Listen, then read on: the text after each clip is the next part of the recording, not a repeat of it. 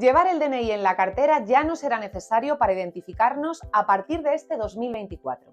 Te cuento en menos de un minuto los cambios que nos traerá el nuevo DNI virtual que entra en vigor este año. El nuevo DNI 4.0 se podrá descargar en teléfonos móviles de última generación a través de un código QR que estará firmado digitalmente por la Policía Nacional. Ya no vamos a necesitar llevar el documento físico para hacer trámites como abrir una cuenta en un banco, viajar por Europa o contratar un coche de alquiler. Podremos llevar el DNI en nuestro teléfono móvil a lo largo de este 2024, aunque todavía no hay una fecha cerrada. Lo que sí se sabe es que será de uso obligatorio en Europa a partir del año 2031.